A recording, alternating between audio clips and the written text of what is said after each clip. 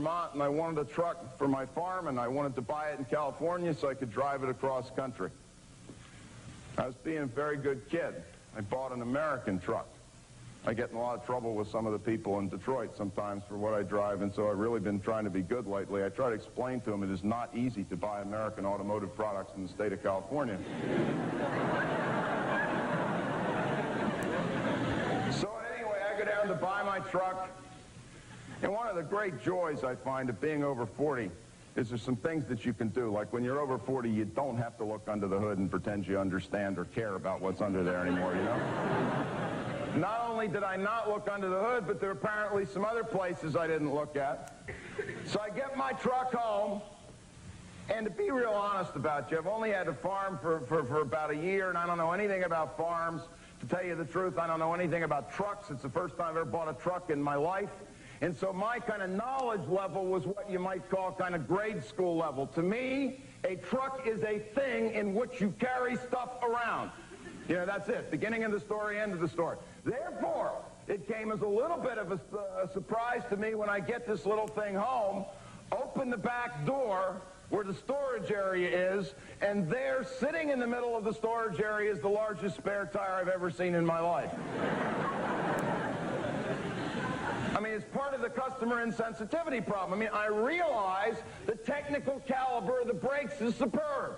The brakes will last 400 years, even though actuarially I've only got 30 years left. But the harsh, cold reality is that in a $20,000 truck, I discovered Saturday afternoon I couldn't carry 2 bags of groceries.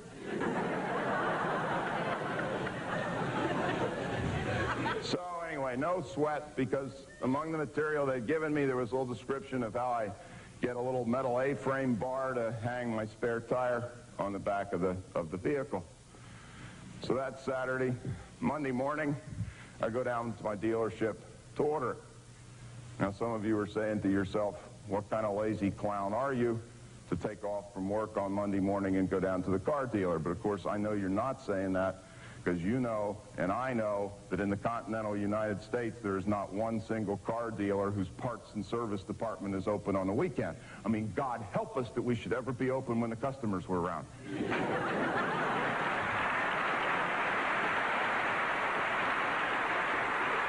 So I go down there Monday morning, bright-eyed and bushy-tailed, and you know as well as I do what I found when I arrived at the parts department, the big 7-foot-long catalog with the flimsy pages where they always have every page except yours.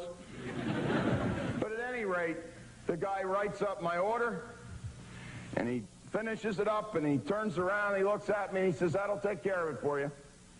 Fine. It became obvious he wasn't going to say anything else at some point, so somebody had to. So I said, when do you think I might expect it? He says, "Well, that depends." So, okay. I said, what might it depend on?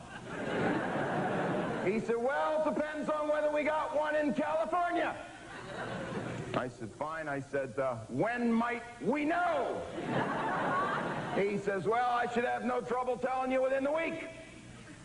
I said, "Terrific." I said, "I travel a lot. I'm going to be traveling this week. Let me give you my office phone number, and if you'd be so kind, just give me a call when you find out when it's..." "No, no, no, don't think we better do that. You'd best call me."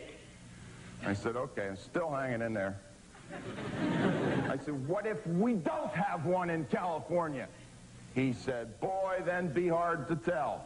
The upshot of this story, not to belabor it any further, was that it took 3.5 weeks to get these 2 pieces of metal to hang the spare tire on. It took another miserable 1.5 weeks to schedule the service appointment. And 4.5 weeks later, for only $489.20, I was able to hang a spare tire on the back of my $20,000 truck and carry the second bag of groceries around.